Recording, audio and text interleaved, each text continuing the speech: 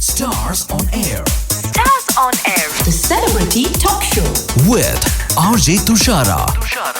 Radio Malayalam 98.6 ഞാൻ നിങ്ങളുടെ സ്വന്തം RJ തുഷാര. ഇന്ന് നമ്മുടെ സ്വന്തമായിട്ടുള്ള ഒരാൾ തന്നെയാണ് ഇവിടെ ജോയിൻ ചെയ്തിരിക്കുന്നത്. ഖത്തർ മലയാളികളുടെ സ്വന്തം ചന്ദ്രമോഹൻ പിള്ളൈ. നമ്മള് ചന്ദ്രേട്ടൻ എന്നാണ് വിളിക്കുന്നത്. Chandretta, welcome to stars on air. Welcome to radio Malayalam. Thank you. How are you? I'm fine. You're looking perfectly fine.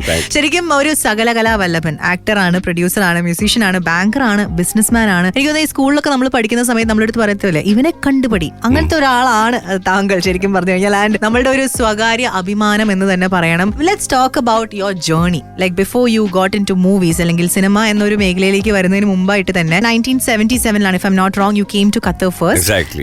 And അതിനുശേഷം ഒരു 5 വർഷം you were with a company and then അത് കഴിഞ്ഞിട്ടാണ് ബാങ്കിങ്ങിലേക്ക് വരുന്നത്. And banking means so much to you. ഇത് ഞാൻ പറയാനായിട്ടുള്ള റീസൺ എന്താണെന്ന് വെച്ച് കഴിഞ്ഞാൽ ഐ സോ വീഡിയോ, അതെനിക്കൊന്നൊരു ലൈഫ് ടൈം അച്ചീവ്മെന്റ് ചന്ദ്രേട്ടന് കിട്ടുന്ന ഒരു വീഡിയോ ഞാൻ കാണുകയുണ്ടായി. അതിൽ എനിക്ക് സ്ട്രൈക്ക് ചെയ്ത 2 കാര്യങ്ങളാണ്. ഒന്ന്, നോ എന്ന വേർഡും ഐ കാണ്ട് എന്ന വേർഡും താങ്കളുടെ ഡിക്ഷണറിയിൽ ഇല്ല എന്നുള്ളൊരു കാര്യം. I think that is the reason for your success. Am I correct? You're right. Perfectly right. Okay. Yeah. 38 years ആകുമ്പോൾ I think you wanted to. I wanted to, but then they never let me go. They didn't let you go. പോവരുത്. പക്ഷെ 40 ആയപ്പോഴത്തേക്ക് എനിക്ക് തോന്നി that's the right time. Okay. All right. I wanted to start my own business. Okay. I stepped down. All right. And how was that? ആ ഒരു moment എങ്ങനെയായിരുന്നു? Of course, you know. Because 40 after വർഷം is not 40 a small years എന്ന് പറയുമ്പോൾ it's a family. I mean, you know, I've seen. I joined with Grindlace Bank in 82. April 28th got retired. 28th April 2022. All right. Okay. So 82 when I joined it was Grindlace Bank. Okay. That was a national bank. Right. Then it was ANC Grindlace, and then you know it got Standard Chartered Grindlace, but then it became the local bank, which was IBQ. Okay. And IBQ recently moved to they have moved to Barwa Bank, and now they have merged with Dukan Bank. Okay. So now, and when that time I retired, it was Dukan Bank. All right. Okay. അപ്പോൾ ശരിക്കും ഒരു വളരെ beautiful ആയിട്ട് ഒരു 40 വർഷം of your life you spend there എന്ന് നമുക്ക് പറയാം. Of course, I started my career as a teller. അപ്പോൾ അവിടെ ഞാൻ ജോയിൻ ചെയ്യുമ്പോൾ 52 പേരേ ഉള്ളായിരുന്നു. ഞാൻ റിട്ടയർ ചെയ്യുമ്പോൾ it was almost 800 staff. Yeah. So you've seen everything. Yeah. I saw. I mean, I've worked with actually the same institution, but I worked with 8 different organizations. You know, that is 8 different management. Okay. So I had all the opportunity work with the higher management because when the career ഒരു പകുതി ആയപ്പോൾ then I moved into administration and facilities. Okay. So that means ബാങ്കിന്റെ എന്ത് change ഉണ്ടെങ്കിലും അല്ലെങ്കിൽ even തലപ്പത്ത് അതിന്റെ head മാറുമ്പോഴും അല്ലെങ്കിൽ പുതിയ സിഇഒ വരുമ്പോഴും ഒക്കെ I was involve with them directly. Bank merge ആകുമ്പോഴും ഒക്കെ. അപ്പൊ എന്താന്ന് വെച്ച് കഴിഞ്ഞാൽ ബാങ്കിന്റെ ഒരു എന്താ പറയാ അവരുടെ ആ ഒരു അവരുടെ കൂട്ടത്തിൽ എനിക്ക് സഞ്ചരിക്കാൻ പറ്റി. അപ്പോ അറ്റ് ദ സെയിം ടൈം ഒരുപാട് പേരെ സഹായിക്കാൻ പറ്റി. I take it as A privilege. എനിക്ക് ഞാനന്ന് എന്റെ റിട്ടയർ ആയ സമയത്ത് അവിടുത്തെ മലയാളീസ് എല്ലാം കൂടെ എനിക്കൊരു സെൻഡ് ഓഫ് തന്നു. അപ്പൊ ഞാൻ അന്നാണ് എനിക്ക് മനസ്സിലായത് ഞാൻ അത്രയധികം പേരെ ഞാൻ ബാങ്കിൽ കൊണ്ടുവന്നു എന്നുള്ളത്. ദാറ്റ് മീൻസ് ദാറ്റ് എന്താണ് ആ 40 വർഷം ഞാൻ സമ്പാദിച്ചെന്ന് ചോദിച്ചു കഴിഞ്ഞാൽ ഇറ്റ്സ് നോട്ട് ദ മണി. അത്രയും പേരെ സഹായിച്ചെന്ന് പറഞ്ഞാൽ അത്രയും കുടുംബത്തിനെയാണ് നമ്മൾ സഹായിക്കുന്നത്. അപ്പൊ അവരെല്ലാം ഇപ്പോഴും കാണുമ്പോഴും ആ സ്നേഹവും ദാറ്റ് ഈസ് മോർ ഇമ്പോർട്ടന്റ്. നമ്മൾ ഈ കടന്നു വരുന്ന വഴിയിൽ ചില സമയത്ത് നമ്മൾ അജ്ഞാതരായിരിക്കുമെന്ന് നമ്മളെ കൈപിടിച്ചു പോക്കുന്നത്. ചില സമയത്ത് നമ്മൾ ഒന്നും അറിയാതെ പകച്ചു നിൽക്കും. ഒരുപാട് സന്ദർഭം എൻ്റെ ഉണ്ടായിട്ടുണ്ട് അങ്ങനെ. അപ്പൊ എല്ലാം നമ്മുടെ ചിലപ്പോൾ നമ്മൾ സഹായിച്ചവരോ അല്ലെങ്കിൽ നമ്മൾക്ക് പരിചയമുള്ളവരോ ആയിരിക്കത്തില്ല. There are some unknown people. അജ്ഞാതരായിട്ടുള്ള ആൾക്കാരുടെ കൈയായിരിക്കും നമ്മുടെ നേരെ നീട്ടുന്നത്. അപ്പം അങ്ങനത്തെ ഒരുപാട് സംഭവങ്ങളുണ്ട്. അപ്പം നമ്മളും എൻ്റെ അച്ഛനെപ്പോഴും പറഞ്ഞിരും, നീ എപ്പോഴും അതുപോലൊരു അജ്ഞാതനാവുക. നമ്മൾ നടന്നു വന്ന വഴി നമ്മൾ ഒരിക്കലും മറക്കാൻ പാടില്ല. അപ്പൊ ആ വഴിയിൽ നമുക്ക് സഹായിക്കുന്ന ഒരുപാട് അജ്ഞാതരുണ്ടായിരുന്നു. അപ്പൊ നമ്മളും അതുപോലെ നമുക്ക് അവരെ പരിചയം വേണമെന്നില്ല, പക്ഷെ ഗീവ് ദം എ ഹാൻഡ്. അവിടെയാണ് നമ്മൾ ഉയർച്ച. അങ്ങനെ ചിന്തിച്ചു നോക്കുക. എനിക്ക് നല്ല അഭിമാനമാണ്. ചന്ദ്രേട്ടന്റെ സ്കൂൾ ആൻഡ് കോളേജ് ഡേയ്സിലേക്ക് ഒന്ന് പോയിട്ട് വരാം. ഞാൻ ജനിച്ചത് ആലപ്പുഴ ജില്ലയിലാണ്, മണ്ണഞ്ചേരി എന്ന് പറഞ്ഞ സ്ഥലത്താണ്. എന്റെ അമ്മ ഹെഡ്മിസ്ട്രസ് ആയിരുന്നു, അച്ഛൻ കടയായിരുന്നു, റേഷൻ കട. ഞാൻ പ്രീ ഡിഗ്രി വരെ ആലപ്പുഴയിലാണ് പഠിച്ചത്. ST കോളേജിലായിരുന്നു പ്രീ ഡിഗ്രി പഠിച്ചത്. അത് കഴിഞ്ഞ് ഡിഗ്രി ക്രൈസ്റ്റ് കോളേജ് ബാംഗ്ലൂർ. പിന്നെ Bangalore Irinjalakuda Christ. Bangalore. Oh really? ഏത് വർഷം? ഞാൻ 2012-15. ഞാൻ 76 അലുമിനി. അപ്പോ അത് കഴിഞ്ഞ് ഞാൻ ഒരു വർഷം അവിടെ സെന്റ് മാർത്താസ് ഹോസ്പിറ്റലിൽ ജോലി ചെയ്തു, അഡ്മിനിസ്ട്രേഷൻ തന്നെ. പിന്നെ 77 ഇവിടെ വന്നു ഞാൻ. ഇപ്പൊ ഞാൻ ചോദിക്കട്ടെ, ഇപ്പൊ സ്കൂൾ കോളേജ് ഡേയ്സ് ഞാൻ ചോദിക്കാനായിട്ടുള്ള കാരണം, as active as you are such A inspiration four a lot of even youngsters. മറ്റേ അയ്യോ എനിക്ക് വയ്യ എന്ന് പറഞ്ഞിരിക്കുന്ന ആൾക്കാർക്കൊക്കെ താങ്കളെ കാണുമ്പോൾ തന്നെ you so energetic, you so active, you are into everything, you are doing so many things at the same time. കോളേജിലും സ്കൂളിലും ഒക്കെ ഇങ്ങനെ തന്നെ ആയിരുന്നോ? യു മറ്റേ ഈ പറഞ്ഞ പോലെ തന്നെ സകലകലാ വല്ലഭൻ തന്നെ ആയിരുന്നോ ആ സമയം? അങ്ങനെ ഞാൻ എഴുതുമായിരുന്നു, അമ്മ നല്ലോണം എഴുതും. അപ്പം അന്നൊക്കെ ചെറുകഥകളായിരുന്നു എഴുതിയിരുന്നത്. ഞാൻ സ്കൂളിൽ 10th പഠിച്ചുകൊണ്ടിരിക്കുമ്പോൾ, ST സ്കൂളിൽ പഠിച്ചുകൊണ്ടിരിക്കുമ്പോഴാണ് ആദ്യമായിട്ടൊരു കഥ എഴുതുന്നത്. ഒരു 1.5 പേജേ ഉള്ളായിരുന്നു, അധികം പറ്റുന്ന. അപ്പൊ ഞാൻ ഈ അന്ന് കോമ്പറ്റീഷനിൽ ഇരിക്കുമ്പോൾ 10-60 പേരുണ്ട്. അപ്പം 2.5 മണിക്കൂർ അങ്ങോട്ട് സമയം തന്നിരുന്നു. അപ്പൊ ഞാൻ ചെല്ലുമ്പോൾ ഇങ്ങനെ ഒരുപാട് പേരൊന്നും എഴുതി തകർക്കുന്നു. അപ്പൊ ഞാനൊരു ചെറിയൊരു സ്ലോട്ട് ആലോചിച്ച് പോയി. അപ്പൊ അവിടെ ചെന്ന് ഞാൻ എഴുതി, ഞാൻ നോക്കുമ്പോൾ ഒരു 40 minutes കൊണ്ട് ഞാൻ എഴുതി കഴിഞ്ഞു. എനിക്ക് പറയാനുള്ളത് ഞാൻ പറഞ്ഞു. എന്നിട്ട് ഞാൻ കൊടുത്തപ്പോൾ ടീച്ചർ ചോദിച്ചെന്നോട്, നീ എന്തിനാ എത്ര നേരത്തെ, കുറച്ചുകൂടി ഇരുന്നോടെ, 2.5 മണിക്കൂറുള്ള സമയം. ഞാൻ വിചാരിച്ചു ഞാൻ എന്ത് എഴുതാനാണ്. അങ്ങനെ ഞാൻ കൊടുത്തിട്ട് പോയി. അതൊരു വീക്കെൻഡ് ആയിരുന്നു, ഇറ്റ് വാസ് എ ഫ്രൈഡേ. അപ്പം ഞാൻ മൺഡേ വന്നപ്പം എന്റെ കൂട്ടുകാരൻ, നിന്റെ പേരാണല്ലോ അവിടെ കിടക്കുന്നതെന്ന്. അതായത് അപ്പൊ അവിടെ ചെന്നപ്പോ അതായിരുന്നു first prize. That was my first experience. അവിടെയാണ് നമുക്കൊരു പ്രചോദനം ഉണ്ടാവുന്നത്. നമ്മൾ എന്ത് ചെയ്താലും അതിനൊരു പാരിതോഷികം കിട്ടുമ്പോൾ, അല്ലെങ്കിൽ അതൊരു പ്രൈസ് കിട്ടുമ്പം, അവിടെ അത് ഞാൻ തോറ്റുപോയിരുന്നെങ്കിൽ ഒരുപക്ഷെ ഞാൻ ചിലപ്പം വിചാരിക്കുമോ ഇനി എന്റെ എഴുത്തൊന്നും കൊള്ളുകയില്ല, ഞാനിപ്പോ അത് സ്റ്റോപ്പ് ചെയ്തേനെ ഒരു പക്ഷേ. അവിടുന്നാണ് തുടങ്ങുന്നത്. അപ്പൊ പിന്നെ ബാംഗ്ലൂർ വന്നപ്പോ കേരള സമാജം, ചെറിയ നാടകങ്ങൾ സ്വന്തമായിട്ട് എഴുതി അഭിനയിക്കുക, അങ്ങനെയാണ്. അന്നേരമൊക്കെ ഇങ്ങനെ ഏതെങ്കിലുമൊക്കെ കവിത 4 വരിയൊക്കെ എഴുതി വെക്കും. എനിക്ക് ഇങ്ങനെ ഒറ്റയ്ക്ക് ഒരു ഫുൾ കവിത എഴുതാൻ പറ്റത്തില്ല. അപ്പൊ എനിക്ക് സിറ്റുവേഷൻ അനുസരിച്ചും പറ്റില്ല. അങ്ങനെ എനിക്ക് സിറ്റുവേഷൻ അനുസരിച്ച് എഴുതാൻ പറ്റിയിരുന്നെങ്കിൽ ഇപ്പൊ ഒരുപാട് സിനിമയിൽ എഴുതാൻ മതി. കാര്യം എല്ലാവരും എന്റെ ഫ്രണ്ട്സാണ്, എല്ലാവരും വിളിക്കും, ചേട്ടാ ഇതിനോടൊരു പാട്ട്. അങ്ങനെ ഒരു സിറ്റുവേഷൻ പറഞ്ഞാൽ എനിക്കറിയില്ല. ഞാൻ ചിലപ്പം എവിടെയെങ്കിലും യാത്ര ചെയ്യുമ്പം, അല്ലെങ്കിൽ എവിടെയെങ്കിലും ഇരിക്കുമ്പം, അപ്പോൾ എനിക്കൊരു ഇപ്പൊ ഈ കവിതയിൽ തന്നെ ചില ഓർമ്മ വരുമ്പം ആ ഒരു 4 വരി എഴുതിയിടും. പിന്നീട് സമയം കിട്ടുമ്പോൾ ആ 4 വരി ഞാൻ ബാക്കിയാക്കും. ഇപ്പൊ അങ്ങനെ ഒരുപാട് പൂരിപ്പിക്കാനുണ്ട്. ഇപ്പൊ കുറച്ച് തിരക്ക് കാരണം ഞാൻ ഇന്നലെയും കൂടെ ചോദിച്ചോളൂ വീട്ടില്, എന്താണ് സാറേ കുറച്ച് കാര്യം. അപ്പൊ ആ കവിതയുടെ ഒരു 2 വരി നമുക്ക് വേണ്ടിട്ട് ചൊല്ലിത്തരാമോ, റെസൈറ്റ് ചെയ്യാമോ ഏതെങ്കിലും? ദൈവത്തിന്റെ സ്വന്തം നാടെന്നാണ് നമ്മൾ പറയാറ്. പക്ഷെ ഞാനത് വേറൊരു ആംഗിളിൽ കൂടെ കണ്ടു. കുറച്ചു വർഷം മുമ്പ് എഴുതിയതാണ്. ഒരു ദിവസം വീട്ടിലിരിക്കുമ്പോൾ ഈ പേപ്പറിൽ ഇങ്ങനെയൊക്കെ കണ്ടപ്പോഴത്തേക്ക് അന്നിങ്ങനെ പെട്ടെന്ന് തോന്നി എഴുതിയാണ് അത്. പക്ഷെ ഫുൾ എഴുതിയ 4 വരിയല്ലായിരുന്നു, ഫുൾ എഴുതി. കൈരളി നിൻമടി തട്ടിൽ പിറന്ന പിഞ്ചോമന കുഞ്ഞിന്റെ രോദനം കേൾക്കവേ, ഈ നാട് ദൈവത്തിൻ സ്വന്തമെന്നാശിക്കും കാലമേ നിന്നോട് സഹതപിക്കുന്നു ഞാൻ. പെറ്റ പെൺമക്കളെ കൂടെ തനിച്ചാക്കാൻ അച്ഛനെ പോലും ഭയക്കുന്നതമ്മമാർ, അക്ഷരഗുരുവിനെ വെട്ടിനുറുക്കുന്ന ശിഷ്യഗണങ്ങളെ കണ്ടു ദുഃഖിപ്പു ഞാൻ. കക്ഷി രാഷ്ട്രീയത്തിൻ കാഹളം പാടുവാൻ കച്ചമുറുക്കിയിറങ്ങുന്ന നേതാക്കൾ, പിഞ്ചുകുഞ്ഞുങ്ങളെ കൊത്തിപ്പറിക്കുന്ന വഞ്ചകരെ കണ്ടു കേഴുകയാണ് ഞാൻ. മാനവരെല്ലാരും ഒന്നാണെന്നോതിയ മാവേലി തമ്പുരാൻ വാണിരുന്നീ നാട്ടിൽ, മാറാടിൻ മണ്ണിൽ തകർന്ന സ്വപ്നങ്ങളെ മാറോട് ചേർത്ത് വിലപിക്കുകയാണ് ഞാൻ. നേടിയതെല്ലാം ഇവിടെ തിരിച്ചു നാം ഏകുവാനുണ്ടെന്നത് ഓർക്കാൻ മടിക്കുന്നു. മണ്ണിൽ നിന്നെത്തിയ മർത്തിനൊരിക്കലി മണ്ണിലേക്കാണെന്ന സത്യം മറക്കുന്നു. വാവ്, താങ്ക് യു സോ മച്ച്. ശരിക്കും ലൈവായിട്ട് പോയിട്രി കേൾക്കാന്ന് പറഞ്ഞു കഴിഞ്ഞാൽ അതൊരു വേറൊരു ഫീലാണെന്നുള്ളത് മനസ്സിലാക്കി തന്നതിന് thank you so much. Movies എന്ന ഈ ഒരു ലൈഫ് ചേഞ്ചിങ് മൊമെന്റ് അല്ലെങ്കിൽ ഒരു ട്വിസ്റ്റിനെ കുറിച്ച് നമുക്ക് സംസാരിച്ചു പോവാം. How did it all start? അതെന്താന്ന് വെച്ചാൽ ഞാൻ ജയരാജിനെ, ഭരതൻ ഉണ്ടായിരുന്ന സമയത്ത് ജയരാജിനെ അറിയും. ചെന്നൈയിൽ ബാംഗ്ലൂർ പഠിച്ചുകൊണ്ടിരുന്ന സമയത്ത്, അപ്പം ഞാൻ ചെന്നൈ ചെല്ലുമ്പം ഭരതന്റെ കൂട്ടത്തിൽ എന്റെ ഒരു കസിൻ ബ്രദർ ഉണ്ടായിരുന്നു, അസോസിയേറ്റ് ഡയറക്ടർ സന്തോഷ് എന്ന് പറഞ്ഞു. അപ്പൊ ഭരതന്റെ വീടിന്റെ തൊട്ടടുത്താണ്. അപ്പം അവിടെ ചെല്ലുമ്പോൾ ചേച്ചിയും ഭരതനൊക്കെ ആയിട്ട് നമ്മളും നല്ല അടുപ്പമായി. അപ്പൊ അവിടെ നോക്കുമ്പോ അന്നൊരു ബാഗ് തൂക്കി ഒരാൾ വന്നു, ഇപ്പോഴത്തെ ജയരാജ് ഡയറക്ടർ. അപ്പൊ അന്നിങ്ങനെ വർത്തമാനം പറയുന്ന കൂട്ടത്തിൽ എന്നോട് എപ്പോഴും പറയും, ഞാനൊരു സ്വതന്ത്ര ഡയറക്ടർ ആയി കഴിഞ്ഞാൽ എപ്പോഴെങ്കിലും നമുക്കൊരുമിച്ച് ഒരു മൂവി ചെയ്യണമെന്ന് പറഞ്ഞു. ഞാൻ പറഞ്ഞു ചെയ്യാമെന്ന്. 2015 ഒരു ദിവസം ഒരു പേപ്പർ ന്യൂസ് കണ്ടു മലയാള മനോരമയിൽ, ഞാൻ ഒരു ഷേക്സ്പിയറിന്റെ മാക്ബത്ത് എന്നുള്ള സിനിമ മലയാളത്തിൽ ചെയ്യാൻ ഉദ്ദേശിക്കുന്നു, എല്ലാം റെഡിയാണ്, ഞാനൊരു പ്രൊഡ്യൂസറെ കാത്തിരിക്കുന്നു, ദൈവം ചിലപ്പോൾ എന്നിലേക്ക് എത്തിക്കുമായിരിക്കും. ഞാൻ വീട്ടിലിരുന്നപ്പോൾ ഇങ്ങനെ വായിച്ചു നോക്കി. അപ്പൊ ഈ ജയരാജനാ ഞാൻ പറയാൻ പറഞ്ഞത്. ഇപ്പൊ ജയരാജനെ ഞാൻ ഒരുപാട് വർഷങ്ങൾക്ക് ശേഷം ഇതിനിടയ്ക്ക്, അതായത് ഞാൻ ഈ ന്യൂസ് കണ്ടതിലൊരു 4 വർഷം മുമ്പ് ഒരു മാരേജ് ഫംഗ്ഷന് കണ്ടു. പുള്ളിക്ക് എന്നെ മനസ്സിലായി, എവിടെയോ കണ്ടു ആള്. അപ്പം എന്നെ ഇങ്ങനെ നോക്കി, കുറച്ചു നേരം നോക്കി, ഞാനും നോക്കി. അപ്പൊ നമുക്കറിയാലോ. അപ്പൊ ഞാൻ വൈഫിനോട് പറഞ്ഞ് ജയരാജാണ് എന്റെ ഫ്രണ്ടാണ്, പുള്ളി അതാ നോക്കുക. അപ്പൊ എന്നോട് പറഞ്ഞ് പോയി സംസാരിച്ച്. ഞാൻ പറഞ്ഞു വേണ്ട, ഭയങ്കര അന്ന് പുള്ളി കളിയാട്ടോ ഏതാണ്ട് സിനിമയൊക്കെ എടുത്ത് ഭയങ്കര അവാർഡൊക്കെ മേടിച്ചു. അപ്പൊ പുള്ളിയുടെ പുറകെ ഒരുപാട് ആരോപങ്ങളൊക്കെ ആയിട്ട് അപ്പം നമ്മൾ അങ്ങനെ ഒതുങ്ങിപ്പോകുന്ന ആളാങ്ങനെ അങ്ങനെ പോയില്ല. പുള്ളി എന്തെടുത്ത് എന്റെ ഒരു കസിന്റെ മോന്റെ കല്യാണത്തിനായിരുന്നു. അപ്പൊ അവരും റിലേറ്റഡ് ആയിരുന്നു കുറച്ച്. അപ്പൊ പുള്ളി എന്റെ കസിനോട് ചോദിച്ചു ഈ ആൾ ആരാന്ന് ചോദിച്ചപ്പം അങ്ങനെ എന്റെ നമ്പർ വിളിച്ചു. പുള്ളി എന്നെ വിളിച്ചു പിറ്റേ ദിവസം.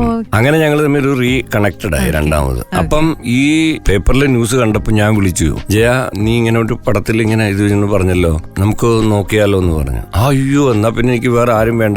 അപ്പൊ പുള്ളിക്ക് അത് ഓർമ്മയുണ്ട്, വർഷങ്ങൾക്ക് മുമ്പ് പറഞ്ഞത്. അത് ഞാൻ പറഞ്ഞത് അത് തന്നെയാണ്. പക്ഷെ ഞാൻ ഇതിലൊരു പഴക്കമില്ല, ഇങ്ങനെ ഒരു സിനിമ എടുത്തോ. അപ്പം നമുക്ക് കൊച്ചി വരുമ്പോ അങ്ങനെ ഞാൻ കൊച്ചി ചെന്നപ്പോ ഈ കഥ പറഞ്ഞു. പുള്ളി ലിറ്ററലി ഭരതേട്ടൻ ചെയ്യുന്ന പോലെ ഓരോ വരച്ച് അതിന്റെ പ്രോപ്പറായിട്ട് ചെയ്തു വെച്ചിട്ടുണ്ടായിരുന്നു. പിന്നെ എല്ലാ ടെക്നീഷ്യൻസും പുറത്തുനിന്നുള്ളവരായിരുന്നു, ഹോളിവുഡിലൊക്കെ ഉള്ള, മ്യൂസിക് ആണെങ്കിലും എല്ലാം. അപ്പൊ ഇത് 3 ഭാഷയിലെടുക്കണം, മലയാളം, ഹിന്ദി, ഇംഗ്ലീഷ്.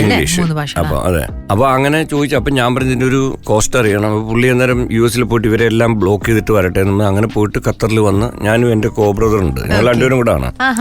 അപ്പം അങ്ങനെ സമ്മതിച്ചു. അങ്ങനെ ഈ പടം എടുത്തു. അപ്പൊ എന്നോട് ചോദിച്ചു അഭിനയിക്കാനുള്ള ഇതുണ്ടല്ലോ, ഒന്ന് അഭിനയിച്ചൂടെ കണ്ടാൽ. അപ്പൊ ഞാൻ പറഞ്ഞില്ല വേണ്ട, ഞാനില്ല, നീ ചെയ്തോളാം. അപ്പം ഞാൻ ഇതെടുത്ത് വെച്ചാൽ ഇതൊരു ഷൂട്ട് തുടങ്ങിയ ഞാൻ എല്ലാ വീക്കെൻഡും പോവും. എനിക്കിത് ഇഷ്ടമായ കാരണം നമ്മുടെ ഒരു പാഷൻ. ഒരു സിനിമ നിർമ്മിച്ചുള്ള ഇതിന്റെ കംപ്ലീറ്റ് വശങ്ങൾ എനിക്ക് മനസ്സിലായി. അപ്പൊ ഇത് ഓരോന്നും ഞാൻ ഇരുന്ന് പ്രൊഡക്ഷൻ ആൾക്കാരുടെ കൂടെ ഇരുന്ന് ഫുള്ള് ഞാൻ എഡിറ്റിംഗ് കൂടെ VFX അതിന്റെ ഈ ബോംബെയിലായിരുന്നു സ്റ്റുഡിയോ. അപ്പൊ അവിടെ എല്ലാവരുമായിട്ടും നല്ല പരിചയമായി. അങ്ങനെയാണ് ഞാൻ ഫിലിമിലോട്ട് ആദ്യം വരുന്നത്. അഭിനയത്തിലോട്ട് വന്നത് എങ്ങനെയാ വെച്ചാൽ അത് കഴിഞ്ഞ് പിന്നെ ഒരു ദിവസം ഷാജി കൊച്ചിയിൽ വെച്ച് കണ്ടായിരുന്നു. അപ്പൊ എന്നോട് പറഞ്ഞു എപ്പോഴാ പോകും? ഞാൻ പറഞ്ഞു നാളെ പോകുന്നു. എന്നാൽ വൈകിട്ട് വീട്ടിൽ ഞാൻ വരുന്നത്. അങ്ങനെ വന്ന് എന്നോട് പറഞ്ഞു ഞാനൊരു സിനിമ ചെയ്യാൻ പോകണം ഒരുപാട് വർഷങ്ങൾക്ക് ശേഷം. എന്നപോലെ കടുവാക്കുന്നേൽ കുറുവാച്ചന്റെ കഥയാണ്, അതിനകത്തൊരു റോളുണ്ട്, ചേട്ടൻ ചെയ്യാമെന്ന്. അപ്പൊ ഞാൻ പറഞ്ഞു എനിക്ക് അങ്ങനെ ഇതുവരെ ചെയ്തിട്ടില്ല, ഞാൻ ചെയ്ത അതൊന്നും കുഴപ്പമൊന്നുമില്ല. ഞാൻ അപ്പൊ എന്താണ് അതൊന്നും അറിയണ്ട. അപ്പൊ ഉടനെ 8 മിനിറ്റ് ഫോൺ വിളിച്ചിട്ട് ഞാനൊരാളെ കാണുന്നത്. അപ്പൊ എനിക്കറിയാം രാജുവിനെ, എനിക്കറിയാം ഇവിടെ രാജുവും മല്ലി ചേച്ചിയൊക്കെ ഖത്തറിൽ വരുമ്പോ എനിക്കറിയാം. ഒരാളെ കണക്ട് ചെയ്ത് കൊടുത്തിട്ട് പുള്ളിയെ കണക്ട് ചെയ്തിട്ട് ടെലിഫോൺ ചെയ്തിട്ട് പറഞ്ഞു അതെ നമ്മുടെ പറഞ്ഞ ആള് അഭിനയിക്കാൻ റെഡിയാണ് എന്ന് പറഞ്ഞു. അപ്പൊ ഞാൻ ഫോൺ കൊടുക്കാന്ന് പറഞ്ഞപ്പോഴാ എന്നോട് പറഞ്ഞേ അങ്കിളെ റെഡിയാണല്ലോ ഇല്ലെന്ന്. അപ്പോഴാ സൗണ്ട്. അങ്ങനെയാണ് ഈ കടുവായിലോട്ട് വന്നത്. പക്ഷേ ഇറ്റ് വാസ് അമേസിങ്. ഒന്നും പറഞ്ഞില്ല. രാവിലെ എന്റെ അടുത്ത് പറഞ്ഞു ചേഞ്ച് ചെയ്യണം, ഒന്നും ചേഞ്ച് ചെയ്യണം, നേരെ വന്നാൽ മതി എന്ന് പറഞ്ഞു. അപ്പൊ രാവിലെ സെറ്റിൽ ചെന്നിരിക്കുമ്പോഴായിരുന്നു പറയുന്നത്. ഫസ്റ്റ് സീൻ രാജുവിന്റെ കൂടെ ആയിരുന്നു. അപ്പൊ അവിടെ ചെന്നിരിക്കുമ്പോഴാണ് ഇതാണ് സംഭവം. കേറാൻ നേരത്തെ എന്നോട് പറഞ്ഞത് ചേട്ടന്റെ ഡയലോഗ് ഇതാണ്.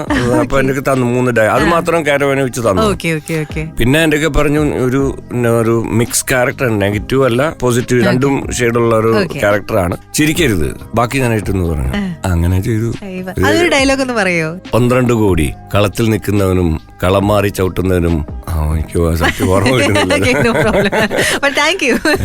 ഒരു പ്രൊഡ്യൂസർ ഒരു സിനിമ പ്രൊഡ്യൂസ് ചെയ്യാന്ന് പറഞ്ഞാൽ ഇറ്റ്സ് നോ ജോക്ക്. മലയാളത്തിലെ വീരം എന്ന് പറയുന്ന മൂവിയാണ് ചന്ദ്രമോഹൻ സാർ പ്രൊഡ്യൂസ് ചെയ്തിട്ടുള്ളത്. മലയാളത്തിലും ഹിന്ദിയിലും ഇംഗ്ലീഷിലും അങ്ങനെ 3 ഭാഷകളിലായിട്ടായിരുന്നു ഈ സിനിമ ഇറങ്ങിയിട്ടുണ്ടായിരുന്നത്. അപ്പൊ ഇന്ന് കുറേയധികം വിശേഷങ്ങളൊക്കെ പങ്കുവെച്ചുകൊണ്ട് തന്നെ ചന്ദ്രേട്ടൻ നമ്മളുടെ കൂടെ ജോയിൻ ചെയ്യാണ് സ്റ്റാർസ് ഓൺ എയറിൽ. എനിക്ക് ചോദിക്കാനുള്ളതെന്ന് പറഞ്ഞു കഴിഞ്ഞാൽ ഈ പ്രൊഡ്യൂസർ റോളിന്റെ പിറകിലുള്ള ചാലഞ്ചസിനെ കുറിച്ച് തന്നെയാണ്. ഈ പടത്തിൽ എനിക്ക് ഒരു ഗുണം കിട്ടിയെന്താണെന്ന് വെച്ച് കഴിഞ്ഞാൽ ഞാൻ ഇത് ജയരാജിന്റെ തന്നെ ന്യൂ ജനറേഷൻ ഫിലിം എന്ന് പറഞ്ഞാൽ അവരെ കോ പ്രൊഡ്യൂസറായി ഏൽപ്പിക്കുകയായിരുന്നു. അപ്പൊ ഞാൻ അങ്ങനത്തെ ഓർഗനൈസിങ് അറിഞ്ഞില്ല, ബുദ്ധിമുട്ട് അറിഞ്ഞില്ല. അപ്പം because the whole thing was under new generation. Chandrakala arts എന്റെ പ്രൊഡക്ഷൻ കമ്പനിയുടെ പേരിലായിരുന്നെങ്കിലും അതിന്റെ കംപ്ലീറ്റ് ഇത് ന്യൂ ജനറേഷൻ ആയിരുന്നു. പക്ഷെ അതിന്റെ പ്ലസ് ആൻഡ് മൈനസ് ഉണ്ട്, വളരെ ചാലഞ്ചിങ് ആയിരുന്നു. പക്ഷെ ഞാൻ പറഞ്ഞില്ലേ ഞാൻ ഓരോ വീക്കെൻഡും ഞാൻ പോകുമായിരുന്നു. അത് എന്താണെന്ന് വെച്ചാൽ വേറൊന്നിനുമല്ല, എനിക്ക് ഒന്നതിനോടുള്ള പാഷൻ, പിന്നെ ഇതെന്താണെന്ന് അറിയാം, എനിക്ക് എല്ലാ ഫീൽഡ്. അപ്പൊ ഇതിപ്പോ എന്താണെന്ന് വെച്ചാൽ എനിക്ക് അതിന്റെ എല്ലാ ഫീൽഡും മനസ്സിലായി. അടുത്ത് തന്നെ വളരെ സുഖം. ഒന്നല്ല രണ്ടെണ്ണം. കഴിഞ്ഞ ഡീറ്റെയിൽസ് റിവീൽ ചെയ്യാമോ? ഇല്ല, നോട്ട് യെറ്റ്. അപ്പൊ അതിന് വീണ്ടും രണ്ടാമത്തെ ഇന്റർവ്യൂവിന് ഞാൻ വീട്ടിൽ നിന്നും നല്ല സപ്പോർട്ട് ചെയ്തുകൂടെ. അപ്പൊ അങ്ങനെ മിക്കവാറും അടുത്ത് തന്നെ ഒന്നെണ്ണം പ്രതീക്ഷിക്കാം. വീട്ടിലെ ഏറ്റവും കൂടുതൽ സപ്പോർട്ട് തരുന്ന ആരാണ്? രണ്ടുപേരും. പക്ഷെ മോളാണ് കൂടുതലും. മോള് ഇതുപോലെ തന്നെയാണ്. ഞാൻ എന്നെ സ്ക്രീനിൽ കാണുമ്പോഴൊക്കെ ഭയങ്കര ഇതാണ്. ഞാൻ ഈ ചെറിയ ആൽബംസ് ചെയ്യുമായിരുന്നു. അത് ഞാൻ സ്വന്തമായിട്ട് ഇടുന്ന പാട്ട് ഞാൻ തന്നെ അതൊന്ന് ജയരാജ് ചെയ്തതാണ്. അപ്പം അതെന്താ വെച്ചാൽ വീരത്തിന്റെ ഷൂട്ട് ആഗ്രഹിച്ച് നടക്കുമ്പോൾ എന്റെ ഈ പാട്ട് ഇരുൾ വന്ന് മൂടി മീടനാഴി, ആ പാട്ട് പുള്ളി ഇങ്ങനെ ഇടയ്ക്ക് പല്യ ഇഷ്ടമായിട്ട് ഇങ്ങനെ പുള്ളി തന്നെ മൂടിക്കൊണ്ട് നടക്കും. അപ്പൊ എന്നോട് പറഞ്ഞു, ഈ പാടം നമുക്കൊന്ന് ഇതൊന്ന് ചെയ്താലോ എന്ന്. ഞാൻ പറഞ്ഞു ചെയ്യാം, റെഡിയാണ്. അപ്പൊ എൻ്റെ ഒരു പ്ലോട്ട്, ഒരു കഥ എഴുതരാണ്. അപ്പൊ ഞാൻ ഇത് എഴുതിയത് എഴുതി കൊടുത്തത് നമ്മളൊരു കോളേജിൽ പഠിച്ചുകൊണ്ടിരുന്ന സമയത്ത് ഒരാളുടെ പ്രണയം. അദ്ദേഹം നാട്ടിൽ പുറത്ത് ജോലിക്ക് പോകുന്നു. അപ്പൊ അവിടുന്ന് ഒരു ദിവസം സുപ്രഭാതത്തിൽ വരുമ്പോ ആ കോളേജ് ഇടനാഴിയെ കൂടെ നടന്നു പോകുമ്പം ഈ പഴയ ഓർമ്മകൾ വരുന്നു. ഇതായിരുന്നു ഞാൻ എഴുതി കൊടുത്തത്. പുള്ളി അതിനെ ആ ഇടനാഴിക മാറ്റി കോളേജും മാറ്റിയിട്ട് ഈ ആഗ്രയുടെ അതെനിക്ക് അപ്പം അവിടെ ഈ പെർമിഷൻ ഇല്ലാതെ ഷൂട്ട് ചെയ്യാൻ വലിയ പാടാണ്. അതെനിക്ക് തോന്നുന്നു ജയരാജിനെ കൊണ്ട് മാത്രമേ പറ്റൂ. കാര്യം എനിക്ക് പിന്നെ ആ പാട്ട് അറിയാവുന്നതുകൊണ്ട്, ഞാൻ എഴുതിയ ആളെ ഉണ്ട്, മധുവാണ് അത് പാടിയത്. അപ്പൊ ഈ സാധാരണ പാട്ട് ഷൂട്ട് ചെയ്യുമ്പോൾ നമ്മൾ പുറകെ അത് പാട്ട് പ്ലേ ചെയ്യണം. അപ്പോഴാണ് അതിന്റെ ഒരു ഇത് വരത്തുള്ളൂ. ഇത് ആ അസിസ്റ്റന്റ് ക്യാമറമാൻ ഉണ്ടായിരുന്നു, പേര് ഞാൻ ഓർക്കുന്നില്ല. അപ്പൊ പുള്ളി ഉണ്ടായിരുന്നു, ജയരാജും. അപ്പൊ എന്നോട് പറഞ്ഞു, ചേട്ടൻ നടന്നാൽ മതി, ഈ പാട്ട് ഓർമ്മയുണ്ടല്ലോ, അപ്പൊ അത് വെച്ചിട്ട് വേണമെങ്കിൽ ഇത് കേട്ടോളാൻ പറഞ്ഞു. അപ്പൊ എന്നിട്ട് നടന്നു, ഞാൻ പറയാം, ആ പറഞ്ഞതനുസരിച്ച് ചെയ്യാൻ മതി എന്ന് പറഞ്ഞു. അപ്പം പുറത്തുനിന്ന് ആൾക്കാർ നോക്കുമ്പോൾ ഞങ്ങള് ടൂറിസ്റ്റാണ്. അപ്പൊ ഞാനിങ്ങനെ നടന്നു പോകുന്നു. അപ്പൊ അങ്ങനെ അതും ഒരു യാദൃശ്ചികമായിരുന്നു. ആക്ച്വലി അതിനു മുമ്പ് അവിടെ ഒരാഴ്ച ഞങ്ങൾ തീരുമാനിച്ചു. അപ്പൊ ആർട്ടിസ്റ്റിനെ എല്ലാം അവിടുന്ന് തന്നെ ലോക്കലി കണ്ടുപിടിച്ചു. അങ്ങനെ അവര് ചെയ്യാതിരുന്നതാണ്, ഞാനല്ല ചെയ്യാതിരുന്നത്. അപ്പൊ പിറ്റേ നെക്സ്റ്റ് ഫ്രൈഡേ ഞാൻ വരുമ്പം ഷൂട്ട് ചെയ്യാന്നുള്ള, ഫ്രൈഡേ സാറ്റർഡേ ചെയ്യാം. അപ്പൊ അക്ബർ അതും പിന്നെ നമ്മുടെ ഇതും എന്താണ് താജ്മഹലും ഒക്കെ ഉണ്ട് അതില്. അപ്പൊ ഞാൻ നെക്സ്റ്റ് ഫ്രൈഡേ ചെല്ലുമ്പോൾ രാവിലെ ജയരാജു ഇങ്ങനെ വിഷമിച്ചിരിക്കുന്നു. ഞാൻ ചോദിച്ചപ്പോൾ പറ്റി ആ ലീഡ് റോൾ ചെയ്യേണ്ട ആള് അന്ന് പുള്ളിക്ക് മഞ്ഞപ്പിത്തം വന്നിട്ട് വരാൻ പറ്റില്ല. ബാക്കി എല്ലാവരും വന്നു, എല്ലാം അറേഞ്ച് ചെയ്യുകയും ചെയ്തു. അപ്പോഴാണ് എന്നോട് മുഖത്തോട്ട് നോക്കിയിട്ട് ചോദിച്ചത്, ജുബ്ബ ഉണ്ടോ കയ്യിലും ചോദിച്ചു. ഞാൻ പറഞ്ഞു ഉണ്ട്, കണ്ണാടി എടുത്തിട്ടുണ്ടെന്ന് പറഞ്ഞു. എന്നാൽ ശരി നമുക്കിതങ്ങ് ചെയ്താലോ എന്ന് പറഞ്ഞു. അപ്പം ഞാൻ പറഞ്ഞു, എങ്ങനെ ഞാൻ ചെയ്ത് ശരിയാവും, വാചേട്ട ചെയ്യാന്ന്. അങ്ങനെ ഒരു ധൈര്യത്തിൽ ഇറങ്ങി. അപ്പം ഞാനിങ്ങനെ ഈ പാട്ട് കേട്ടോണ്ടിങ്ങനെ എന്നോട് പറഞ്ഞു, അവിടെ ഇരി, നടന്നു, അങ്ങോട്ട് നോക്കൂ, ലെഫ്റ്റിലോട്ട് തിരി, അങ്ങനെ ചെയ്തതാണത്. പക്ഷെ അത് നന്നായിട്ട് വന്നു. അതെ, എനിക്ക് തോന്നുന്നതെന്ന് വെച്ചാൽ ഈ താജ്മഹലിന്റെ ഒക്കെ പശ്ചാത്തലത്തിൽ ഒരു ആൽബം എടുക്കുക എന്ന് പറഞ്ഞാൽ അത് അത്ര ഈസിയാണ്. പക്ഷെ ഞങ്ങൾ അല്ല. അപ്പം പക്ഷെ ഞങ്ങൾക്ക് അവിടെ ഓൾറെഡി ഷൂട്ട് നടന്നിരുന്ന കാരണം, അല്ലെങ്കിൽ ഭയങ്കര എക്സ്പെൻസ് അല്ലേ നമ്മൾ ഇത്ര ആർട്ടിസ്റ്റിനെ കൊണ്ടുപോകാൻ പറഞ്ഞു. എന്റെ ആക്ച്വലി അടുത്ത ചോദ്യം അത് തന്നെയാണ്, പാട്ടുകളെ കുറിച്ച് തന്നെയാണ്. കാരണം എനിക്കൊന്ന് ബാങ്കിങ് മേഖലയും അതുപോലെ തന്നെ സിനിമയും പോലെ തന്നെ താങ്കൾ ഏറ്റവും കൂടുതൽ പാഷനേറ്റ് ആയിട്ടുള്ള ഒരു സംഭവം തന്നെയാണ് പാട്ട് എന്ന് പറയുന്നത്. I think I'm very sure you hold it very close to your heart. So I am going to get to that. പക്ഷേ ബിഫോർ ദാറ്റ് ഒരു 2 വരി നമുക്ക് വേണ്ടിയിട്ട് ഏതെങ്കിലും ഒരു പാട്ടുണ്ട്. ഈയിടെ ഞാൻ ഒരു ക്രിസ്ത്യൻ ആൽബം ഉണ്ടായിരുന്നു, ഒരു ഡിവോഷണൽ ആൽബം. അത് ഷൂട്ട് ചെയ്യുന്ന സമയത്ത് 2-3 വർഷം മുമ്പ്, അത് കുട്ടിക്കാനത്ത് വെച്ചായിരുന്നു ഷൂട്ട് ചെയ്യുന്നത്. അപ്പൊ ഷൂട്ട് ചെയ്യുന്ന സമയത്ത് മുതുകൊണ്ട് അതില് ഞങ്ങൾ ഷൂട്ട് കഴിഞ്ഞ് ചെല്ലുമ്പം താമസിക്കുന്ന സ്ഥലത്തോട്ട് ചെന്നപ്പോൾ ഒരു 9 മണിയായി രാത്രി. അപ്പൊ അവിടെ ഈ ഇങ്ങനെ മഴ പെയ്തിട്ട് ഇങ്ങനെ തുള്ളിയായിട്ട് വീഴുന്നുണ്ട്. അപ്പൊ അവിടെ ഞാനിങ്ങനെ കാർ അവിടെ വരെ ചെല്ലില്ല, അക്കോമഡേഷൻ വരെ ചെല്ലില്ല. അപ്പൊ അവിടെ ഇങ്ങനെ ഇരിക്കണം, ഒരു പടവുണ്ട്. ആ പടവിന്റെ അവിടെ ഇങ്ങനെ ഒരു കുളം ഇല്ലേ, നമ്മള് കുളം. അപ്പൊ ഈ മഴ ഇങ്ങനെ കാർമേഘം അതിന്റെ ഇടയിൽ കൂടെ ഇങ്ങനെ ചന്ദ്രൻ അങ്ങനെ. അപ്പൊ മധു തിരിഞ്ഞു നോക്കിയപ്പോ ഞാനിങ്ങനെ, അപ്പൊ ചോദിച്ചു, ചേട്ടാ വരുന്നില്ല, നമുക്ക് കുളിക്കണം. ഞാൻ പറഞ്ഞു, മധു നടന്നു, ഞാൻ വരാമെന്ന് പറഞ്ഞു. അങ്ങനെ അവിടെ ഇരുന്നപ്പം ഒരു ഓർമ്മ വന്ന പാട്ടാണ് മധുവിനെ കൊണ്ട് ഞാൻ പാടിച്ചത്. രാത്രി മഴയുടെ ഗന്ധമൂറും നാട്ടുവഴികളിലൂടെ രാക്കുയിൽ പാട്ടേറ്റുപാടാൻ നീ വരുന്നു കൂടെ. മേലെ മാനത്തമ്പിളിക്കല മേഘപാളികൾ മൂടി നിൽക്കെ, ഇവിടെ ഈ കൽപ്പടവിൽ നിൽക്കാൻ നീ വരുന്നു ചാരെ. ജലഗണങ്ങൾ അടർന്നു വീഴും ഇലകൾ പാകിയ കുടിലിനുള്ളിൽ പുലരിയോളം കൂട്ടിരിക്കാൻ നീ വരുന്നു തോഴി. അത് ഞാൻ അവിടെ കണ്ടതാണ്, അവിടെ കണ്ട കാര്യം അങ്ങനെ എഴുതി വെച്ചു. ചന്ദ്രേട്ടാ, ഇനി we want to know about Madhu Balakrishnan and your bonding, നിങ്ങൾ തമ്മിലുള്ള ആ ഒരു ഫ്രണ്ട്ഷിപ്പ്, നമുക്ക് അതിനെ കുറിച്ച് സംസാരിച്ചു പോയാലോ? മധുവിനെ ഞാൻ മീറ്റ് ചെയ്യുന്നത് രാജാമണിയുടെ കൂടാണ്. രാജാമണിയാണ് എനിക്ക് സംഗീത ജീവിതത്തിലേക്ക് എന്നെ കൈപിടിച്ചു കൊണ്ടുവന്നൊക്കെ പറയത്തില്ല. ഈ രാജാമണിയും ഇതുപോലെ തന്നെ ഭരതനാട്യന്റെ അവിടെ ചെല്ലുമ്പം ഞങ്ങൾ ഈ ജയരാജനെ കാണുന്ന സമയത്ത് സമയത്ത് തന്നെ രാജാമണിയെ പരിചയപ്പെട്ടതാണ്. അവരുടെ വീടിന്റെ അടുത്തായിരുന്നു. അപ്പൊ അങ്ങോട്ടുള്ള പരിചയം ഒരുപാട്. അങ്ങനെ അപ്പൊ ഒരു ദിവസമാണ് ഇവിടെ ഞാൻ കൊച്ചിയിൽ വെച്ച് കണ്ടപ്പം ഈ ദോഹയിലൊക്കെ ഒരുപാട് പ്രോഗ്രാം നടക്കുന്നു. അപ്പൊ എനിക്ക് എന്റെ മനസ്സിൽ തോന്നി പഴയ പാട്ടുകളുടെ ഒരു പ്രോഗ്രാം എന്തുകൊണ്ട് ചെയ്തുകൂടാ. കാര്യം എനിക്ക് ഈ പഴയ പാട്ടുകളൊക്കെ ബൈ ഹാർട്ടാണ് എല്ലാം. അപ്പം പിന്നെ പുതിയ പാട്ട് ചീത്ത എന്നല്ല ഞാൻ പറഞ്ഞു. പക്ഷെ അപ്പം ഞാനിങ്ങനെ രാജാമണിയെ കണ്ടപ്പോൾ, അന്ന് രാജാമണി കൊച്ചിയിലാണ്. അപ്പൊ ഞാൻ രാജാമണിയോട്, മണി നമുക്ക് ഒരു പ്രോഗ്രാം നടത്തിയാലോ, പിന്നെ ആൾക്കാർ നടത്താലോ, ഉഗ്രൻ ഐഡിയ. ഞാൻ പറഞ്ഞു പഴയത് ഏതാണ്? അപ്പൊ ഞാൻ പറഞ്ഞു നമുക്കൊരു കാര്യം ചെയ്യും, ഒരു 3-4 സീസണായിട്ട് നടത്തണം. കാര്യം ആദ്യം നമ്മൾ സെലക്ട് ചെയ്ത്, if I remember, Devaraj master, Babukka, അങ്ങനെ ദക്ഷിണാമൂർത്തി. അപ്പൊ അവരുടെ തന്നെ ഒരുപാട് പാട്ടുള്ള 2 സീസൺ നടത്തേണ്ടി വന്നു. ഈ മ്യൂസിക്കിനെ പറ്റി എല്ലാം ഡിസ്കഷൻ ചെയ്ത് ഞാൻ പറഞ്ഞു മണിയെ ഏൽപ്പിച്ചു. അപ്പൊ ഇവിടെ ഞാൻ വന്ന് ആദ്യം ഡിപ്ലോമാറ്റിക് ക്ലബ് വെച്ചാണ് ആദ്യം നടത്തുന്നത്. അപ്പൊ അന്ന് ചന്ദ്രകല ആർട്സ് ഇല്ല. അപ്പൊ ഞാനന്ന് എന്റെ ഒരു ഫ്രണ്ട്സിന്റെ ഒരു അലുമിനി ഉണ്ട്, SD കോളേജ് അലുമിനി എന്ന് പറയും. അവരുടെ കൂടെ ചേർന്നാണ് ഞാൻ ഫസ്റ്റ് ഹൃദയരാഗങ്ങൾ ചെയ്യുന്നത്. അപ്പം അന്ന് മധു ഇല്ല അതിൽ. അന്ന് മധുവിന് എന്തോ വേറെ പ്രോഗ്രാമുകൾ വരാൻ പറ്റില്ല. അപ്പൊ അന്ന് ഉണ്ടായിരുന്നത് ശ്വേതാ മോഹൻ, സിതാര, സുദീപ്, നിഷാദ്, ഇവരൊക്കെയായിരുന്നു ആദ്യത്തെ പാട്ടുകാര്. അപ്പൊ അന്ന് ആ പ്രോഗ്രാമിന് വന്നപ്പോൾ, വീട്ടിൽ വന്നപ്പോൾ എന്റെ വൈഫ് മണിയോട് ചുമ്മാ പറഞ്ഞു, ആള് ചെറുതായിട്ടൊക്കെ എഴുതുമെന്ന് പറഞ്ഞു. അപ്പൊ അങ്ങനെ എഴുതുമെന്ന് പറഞ്ഞപ്പോ മച്ചാനെ ഒന്ന് കാണിക്കുന്നു പറഞ്ഞപ്പോ ഞാൻ ഈ 2-3 ഉണ്ടായിരുന്നപ്പോ ഇതെന്ത് പുള്ളി അതിൽ 2-3 എടുത്തുണ്ടെങ്കിൽ പോയി. 2-3 ദിവസം കഴിഞ്ഞപ്പോ എന്തോ വിളിച്ചപ്പോഴത്തേക്ക് ആ പ്രോഗ്രാം വളരെ സക്സസ് ആയിരുന്നു. അതായിരുന്നു സീസൺ 1. അവിടുന്ന് അങ്ങോട്ട് നമ്മൾ 7 സീസൺ വരെ എത്തി.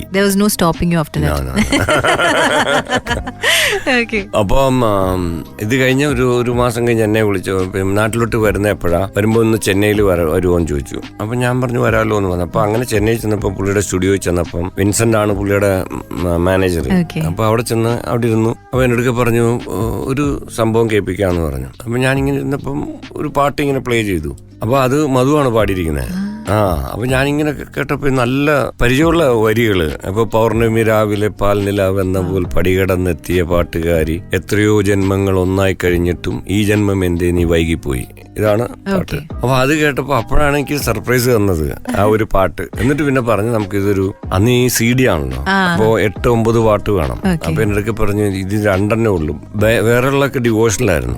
അപ്പൊ 2 കൂടെ മിക്സ് ചെയ്യാൻ പറ്റില്ല. അപ്പൊ എന്നോട് പറഞ്ഞു ബാക്കി ഒരു 6 പാട്ടുകൂടെ എഴുതാന്നുണ്ടെങ്കിൽ നമുക്ക് ഒരു CD ആയിട്ട്. അങ്ങനെ ഞാൻ പിന്നെ ഒരു മാസം കൊണ്ട് എല്ലാം 6 പാട്ട് എഴുതി കൊടുത്ത് അങ്ങനെ ഒരു 8 പാട്ടിന്റെ CD നെക്സ്റ്റ് ഹൃദയരാഗങ്ങളിൽ ഇവിടെ വെച്ചായിരുന്നു റിലീസ് ചെയ്തത്. അപ്പൊ അന്ന് മധുണ്ട്. അപ്പൊ അന്ന് തുടങ്ങിയതാണ് മധുവായിട്ടുള്ള ബന്ധം. അതെ, ഇന്നും ഗോയിങ് സ്ട്രോങ്ങർ. ഞങ്ങൾ തമ്മിൽ എനിക്ക് തോന്നുന്നത് കമ്മ്യൂണിക്കേറ്റ് ചെയ്യാത്ത ഒരു ദിവസം ഉണ്ടോ എന്ന് ചോദിച്ചാൽ ചിലപ്പോൾ ഇല്ലെന്ന് തന്നെ പറയാം.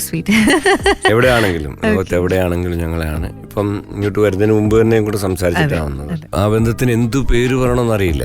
ഒരു സഹോദരനാണോ അതിനെക്കാട്ടിലും ഒക്കെ അപ്പുറം അത്ര ഒരു സ്നേഹബന്ധമാണ് രണ്ടുപേരും കൂടെ. ഞങ്ങൾ അതുകൊണ്ടെന്താ വെച്ചാൽ ഞങ്ങൾക്ക് ഒരുപാട് പാട്ടുകൾ, ഇപ്പം ഞാൻ എഴുതിയ പാട്ടുകളൊക്കെ ഇത് ഈ 2 പാട്ടും അത് തന്നെയാണ് മ്യൂസിക് ചെയ്തത്. മ്യൂസിക് എന്നൊരു മാജിക്കിലൂടെ കണക്ട് ആയ ഒരു ബന്ധം, അങ്ങനെ തന്നെ പറയാം. പാട്ടുകളാണ് ഞങ്ങളെ തമ്മിൽ ഒരുമിച്ചത്. അപ്പൊ പിന്നെ ഞങ്ങൾ തമ്മിൽ ഒരു 2 ആൽബത്തിൽ അഭിനയിക്കുകയും കൂടെ ചെയ്തു. ഒരു ക്രിസ്ത്യൻ ഡിവോഷണൽ സോങ്, പിന്നെ ഒരു ഹിന്ദു, 2ലും അഭിനയിച്ചു ഞങ്ങൾ തമ്മിൽ. കൊച്ചി പോയാൽ മധുവിനെ കാണാതെ, ഇന്ത്യയിൽ പോയാലും മധു ചെന്നൈ എവിടെ ആണെങ്കിലും ഒരു ദിവസം കാണാണ്ട് വന്നിട്ടില്ല. അതനുസരിച്ചിട്ടാണ് അഡ്ജസ്റ്റ് ചെയ്ത് പോകുന്നത്. ഹൃദയരാഗങ്ങൾ എന്ന് പറയുന്ന പ്രോഗ്രാമിന്റെ സക്സസ് എല്ലാ ഖത്തർ മലയാളികൾക്കും അറിയാവുന്നതാണ്. The only question we have is when is the next season coming out? ഇത് എല്ലാവർക്കും ദൈവം സഹായിച്ചതല്ല. ഈ ഇത്രയും 7 സീസൺ ചെയ്തെങ്കിലും ഓരോരോ കൺസെപ്റ്റ് ആയിരുന്നു ഓരോ സീസൺ. അപ്പൊ അതില് ആദ്യത്തെ സീസൺ ഒഴിച്ചു കഴിഞ്ഞാൽ ബാക്കിയെല്ലാം ഞാൻ ചന്ദ്രകല ആർട്സിന്റെ ഇതിലാണ് ചെയ്തത്. അപ്പൊ ഇതില് എനിക്ക് തോന്നുന്നത് ഇതിന്റെ ഒരു സക്സസിന്റെ കാരണം എന്താണെന്ന് ചോദിച്ചു കഴിഞ്ഞാൽ ഇത് ഞാൻ തനിയാണ് ചെയ്യുന്നത്. അപ്പൊ ഇതിനകത്ത് ഞാൻ പലപ്പോഴും പല ഷോ നടത്തുന്ന ആൾക്കാരുമായിട്ടൊക്കെ ഡിസ്കസ് ചെയ്തിട്ടുള്ളപ്പോൾ അവർ പറഞ്ഞിരിക്കുന്നത് എന്താ വെച്ചാൽ എല്ലാം നല്ല, ഞാൻ അവരെ കുറ്റം പറയല്ല, ഒരിക്കലും കുറ്റം പറയല്ല. ഇതിനേക്കാളും നല്ല ഷോസ് ഒക്കെ ഉണ്ടാവാറുണ്ട്. പക്ഷെ ചിലപ്പോഴും പ്രോബ്ലംസ് വന്നിരിക്കുന്നത് അതിൽ ഈ കോർഡിനേഷന്റെ പ്രോബ്ലം, പല അഭിപ്രായങ്ങൾ വരുന്നു. ഇപ്പൊ ഇതിനകത്ത് പാട്ട് സെലക്ട് ചെയ്യാൻ ഞാൻ തന്നെയാണ്. ഇപ്പൊ സാധാരണ ഒരു മ്യൂസിക് ഷോ നടക്കുമ്പം പാട്ടുകാരാണ് അവരാണ് നിശ്ചയിക്കുന്നത് ഞങ്ങൾ എന്ത് പാട്ട് പാടണം എന്നുള്ളത്. പിന്നെ നമുക്ക് സജസ്റ്റ് ചെയ്യാം അവരോട് ഈ പാട്ടൊന്ന് പാടാവോ. പക്ഷേ ഈ ഹൃദയരാഗങ്ങളിൽ ഞാനൊരു കൺസെപ്റ്റ് സെലക്ട് ചെയ്യും, എന്നിട്ട് ഒരു 6 മാസം മുമ്പ് തുടങ്ങും ഞാൻ. ഇതിന്റെ പാട്ട് സെലക്ട് ചെയ്ത് ഏത് ആ പാട്ട് അത്ര നമുക്ക് 30 പാട്ടേ പറ്റത്തുള്ളൂ, 31 പാട്ട്. ഇപ്പൊ ശ്രീകുമാരൻ തമ്പി, അപ്പൊ തമ്പിച്ചേട്ടനെ എനിക്കൊരു ഭയങ്കര ആഗ്രഹമായിരുന്നു. എൻ്റെ ഒരു ഗുരുവായിട്ട് ഞാൻ കണക്ക് കൂട്ടുന്ന ആളാണ്. അപ്പം തമ്പി സാറിനെ കൊണ്ടുവന്ന് ഞാൻ അങ്ങനെ ഇവിടെ കൊണ്ടുവന്ന് പുള്ളിയുടെ മുമ്പിൽ വെച്ച് പുള്ളിയുടെ അതൊക്കെ എന്നെ മറക്കാനാവാത്തൊരു ഇതാണ്. അപ്പൊ പുള്ളിയുടെ പാട്ട് സെലക്ട് ചെയ്യാനായിട്ട് ഞാനൊരു 3 മാസം എടുത്തു. എത്ര പാട്ട് നമുക്കുണ്ട്, 30 പാട്ടേ നമുക്ക് എടുക്കാൻ പറ്റത്തുള്ളൂ. അപ്പൊ അത് എടുത്ത് പിന്നെ ഞാൻ തന്നെ പാട്ടുകാരെ സെലക്ട് ചെയ്തിട്ട് ഞാൻ തന്നെ അവരോട് പറയും ഇന്നാണ് പാടേണ്ടത്. അപ്പൊ അവിടെ ഒരു ഇഷ്യൂസ് വരുന്നില്ല, ഇല്ല ഗ്രേറ്റ് കോമ്പിനേഷൻ, ഒരു കുഴപ്പമില്ല. അത് ഈവൻ ഞാനത് പക്ഷെ നമുക്ക് കാണുമ്പം ഈസി ആയിട്ട് തോന്നും, പക്ഷെ it's real tough coordination. I think it takes me back to the first thing I said about you, that no and I can't. അതായിരിക്കണം ഒരു പക്ഷെ എന്റെ ആ ഒരു ക്യാരക്ടർ ആയിരിക്കണം ചിലപ്പോ ഈ ഷോയും ഒക്കെ സക്സസ്. കാര്യം എന്താ വെച്ചാൽ ഞാൻ ഒന്നിനും പുറകോട്ട് പോവാന്നുള്ള ഒരു സ്വഭാവം എനിക്കില്ലാത്തതുകൊണ്ടായിരിക്കണം ദൈവം സഹായിച്ചിട്ട് ഇതുവരെ എല്ലാം നന്നായിട്ട് പോകുന്നു. യങ്സ്റ്റേഴ്സ്, ഇതിപ്പോ കേട്ടോണ്ടിരിക്കുന്ന യങ്സ്റ്റേഴ്സിനോടുള്ള മെസ്സേജും അത് തന്നെയാണോ? യങ്സ്റ്റേഴ്സിനോട് 2-3 കാര്യങ്ങൾ പറയാനുള്ളൂ. ഒന്ന്, നമ്മൾ ജെന്യുവിൻ ആവുക. പിന്നെ നമ്മൾ എന്ത് ജോലി ആയിക്കോട്ടെ ആ ജോലിയിൽ നമ്മൾ കൊണ്ടാവുന്നത്ര മാക്സിമം ഔട്ട്പുട്ട് കൊടുക്കുക. പിന്നെ കഴിയുന്നതും നമ്മൾ എല്ലാത്തിനും പോസിറ്റീവായിട്ട് കാണുക, മനസ്സിലായില്ലേ? പിന്നെ ഞാൻ നേരത്തെ പറഞ്ഞ പോലെ നമ്മൾ ജീവിതത്തിൽ നടന്നു വരുന്ന വഴിയിൽ പലരെയും കണ്ടെന്നിരിക്കും. പലരും നമ്മൾ കഷ്ടപ്പെട്ടു അല്ലെങ്കിൽ നമ്മൾക്കൊരു സ്റ്റോപ്പ് ഉണ്ടായ പോലെ ചിലപ്പോൾ അങ്ങനെ നിൽക്കുന്ന സമയത്ത് നമ്മൾക്ക് അവർക്കൊരു കൈ കൊടുക്കുക, ചെറിയൊരു കൈ കൊടുക്കുക. പിന്നെ കഴിയുന്നത് നമ്മൾ ദാനം ചെയ്യാൻ പഠിക്കുക. പിന്നെ വേറൊരു ഇമ്പോർട്ടൻ്റ് കാര്യം, നമ്മൾ സ്വപ്നം കാണുക. നമുക്കൊരു കോൺഫിഡൻസ് ഉണ്ടല്ലോ, നമുക്ക് എന്ത് ചെയ്യാൻ പറ്റും. പക്ഷെ നമ്മൾ സ്വപ്നം കാണുന്നത് അതിനെക്കാട്ടിലും മേലിൽ കാണണം. നമുക്ക് ഇന്നതാ ചെയ്യാൻ പറ്റും എന്നുള്ളൊരു വിശ്വാസം നമുക്കുണ്ട്, ഒരു കോൺഫിഡൻസ് നമുക്കുണ്ട് നമ്മുടെ ഏത് മേഖലയാണെങ്കിലും. പക്ഷെ നമുക്ക് അതിനൊക്കെ അപ്പുറത്തേക്ക് നമ്മൾ സ്വപ്നം കാണണം. അപ്പൊ എന്താ ഗുണമെന്ന് വെച്ച് കഴിഞ്ഞാൽ അത്രയും വരെ എത്തിയില്ലെങ്കിലും അതിൽ ഏകദേശമൊക്കെ എത്തും നമ്മൾ. അപ്പൊ അതാണ് നമ്മൾ ചെയ്യേണ്ടത്. പിന്നെ ഒരു ഐഡന്റിറ്റി ഉണ്ടാക്കണം, നമ്മളെ വ്യക്തിത്വം. അത് വളരെ ഇമ്പോർട്ടൻ്റ് ആണ് ജീവിതത്തിൽ. നമ്മൾ ജീവിതം ഇവിടുന്ന് കടന്നു പോയി കഴിഞ്ഞാലും നമ്മുടെ പേര് ഓർക്കുന്ന ഒരാൾക്ക് അവരുടെ മുഖത്തൊരു പുഞ്ചിരി വരണം. അപ്പം നമ്മൾ പുണ്യാത്മാവാകാനല്ല ഞാൻ പറഞ്ഞത്, പക്ഷേ ഇതെല്ലാം നമുക്ക് ചെയ്യാവുന്നതാണ് ഇതെല്ലാം. പിന്നെ നമ്മൾ ആദ്യം നമുക്ക് എല്ലാവർക്കും നല്ല ജോലി കിട്ടിയെന്ന് വരത്തില്ല. എല്ലാവർക്കും ഞാൻ പറഞ്ഞില്ലേ, ഓപ്പർച്യൂണിറ്റി എല്ലാവർക്കും കിട്ടണമെന്നില്ല, അത് ചില ഭാഗ്യം എന്തെങ്കിലും. പിന്നെ നമ്മൾ ഒരു കാര്യം ഇതിൽ വിശ്വസിക്കുന്ന ആളാണ്, കർമ്മം. നമ്മൾ ഇവിടെ തന്നെയാണ് സ്വർഗവും നരകവും എല്ലാം. നമ്മൾ കർമ്മത്തിൽ വിശ്വസിക്കുക, നല്ല കർമ്മം. നമ്മൾ കർമ്മം ചെയ്താൽ അതിന്റെ ബലം ഇവിടെ തന്നെ നമുക്ക് കിട്ടും. അപ്പം കഴിയുന്നതും നല്ല കർമ്മങ്ങൾ ചെയ്യുക, മറ്റുള്ളവരെ എല്ലാവരെയും സ്വന്തമായിട്ട് കാണുക, അഹം എന്നുള്ള ഒരു സ്വഭാവം ഇല്ലാതിരിക്കുക, താഴ്മയോടിരിക്കുക. ഇതൊക്കെയാണ്. പിന്നെ കഴിയുന്നതും എല്ലാവരും സ്നേഹിക്കുക, ചിരിക്കുക, ആരെ കണ്ടാലും ചിരിക്കുക. ഒരു ചിരിയൊന്നും നഷ്ടപ്പെടുന്നില്ല നമ്മൾ. Maybe you are making their day, അല്ലേ? അടിപൊളി. And one more question last നമ്മൾ വൈൻഡ് അപ്പ് ചെയ്യുന്നതിന് മുമ്പ് എനിക്ക് എഴുതി വെച്ചിരുന്ന ഒരു ചോദ്യമാണ്. ഇപ്പോൾ what does music mean to എന്ന് ചന്ദ്രേട്ടൻ്റെ അടുത്ത് ചോദിക്കുകയാണെന്നുണ്ടെങ്കിൽ അതൊരു പാട്ടിലൂടെയോ അല്ലെങ്കിൽ ഒരു സെന്റൻസിലൂടെയോ എങ്ങനെ ഡിസ്ക്രൈബ് ചെയ്യും? അതെന്റെ ഹൃദയത്തിന്റെ ഒരു ഭാഗമാണ്. അതുകൊണ്ടാണ് ഞാൻ എൻ്റെ ഷോയ്ക്ക് ഹൃദയരാഗങ്ങൾ എന്ന് പേരിട്ടിരിക്കുന്നത്. മ്യൂസിക് എന്ന് പറഞ്ഞ എൻ്റെ എല്ലാമാണ്. എൻ്റെ വൈഫ് പറയും എൻ്റെ ശ്വാസനിശ്വാസങ്ങൾ പോലും സംഗീതത്തിൽ കൂടെ പോകുന്നത്. കാര്യം സംഗീതത്തെ സ്നേഹിക്കുക നമ്മളപ്പോൾ എന്താണെന്നറിയാം, നമുക്ക് ആ സംഗീതത്തെ സ്നേഹിച്ചു കഴിഞ്ഞാൽ നമ്മൾ കൂടുതലും ഒരു നെഗറ്റീവ് കാര്യം അങ്ങനെ സ്നേഹിക്കാൻ പറ്റില്ല. അതാണ്, നമുക്ക് അതിലോട്ട് ശ്രദ്ധ പോവില്ല. ലെഷർ ടൈം കിട്ടുമ്പം പാട്ട് കേൾക്കുക അല്ലെങ്കിൽ സംഗീതത്തെ പറ്റി അറിയുക. ഞാൻ പഠിച്ചിട്ടില്ല സംഗീതം. ഞാനിപ്പോൾ പുറകോട്ട് ജീവിതത്തിൽ തിരിഞ്ഞു നോക്കി ഞാൻ വലിയ ആളായെന്നല്ല അർത്ഥം. പക്ഷെ ഞാൻ സ്വപ്നം പോലും കാണാത്ത പല ഇതിലും നമ്മൾ എത്തിപ്പെടുന്നത് ഒരുപക്ഷെ അച്ഛനമ്മമാരുടെയും ഗുരുക്കളുടെയും അനുഗ്രഹം ഉണ്ടായിരിക്കണം. പിന്നെ നമ്മുടെ കർമ്മങ്ങൾ, ചെയ്തു വരുന്ന കർമ്മങ്ങൾ. പുറകോട്ട് എനിക്കൊരു പരാതിയോ പരിഭവമോ ഒരു റിഗ്രറ്റോ ഒന്നുമില്ല. ഒരു ചെറിയ കാര്യത്തിൽ ഒരു റിഗ്രറ്റ് തോന്നുന്നുണ്ടെങ്കിൽ തന്നെ അത് ഞാൻ സംഗീതം പഠിച്ചില്ല എന്നുള്ളതാണ്. അത് മാത്രമേ ഉള്ളൂ. Otherwise life is perfect, life is beautiful. Chandretta, thank you so much. നമ്മുടെ കൂടെ ഇത്രയും സമയം സ്പെൻഡ് ചെയ്ത് ചന്ദ്രന്റെ കുറെ പാട്ടുകൾ നമ്മൾ കേട്ടിട്ടുണ്ടായി സ്റ്റാർസ് ഓൺ എയറിലൂടെ. Thank you. It was my pleasure. Actually, I should thank 98.6 Malayalam radio Malayalam. ഇവിടെ ഉള്ളവരെല്ലാം എന്റെ വളരെ ഹൃദയത്തോട് ചേർന്ന് നിൽക്കുന്നവരാണ്. അപ്പൊ എന്തായാലും thank you so much. And ഇനി അടുത്ത സിനിമകൾ വരുമ്പോൾ അതിന്റെ സസ്പെൻസ് പൊളിക്കാനായിട്ട് ഞാൻ വിളിക്കുന്നതായിരിക്കും. തീർച്ചയായും. Thank you very much Thushara, Ranjith. Thank you so much.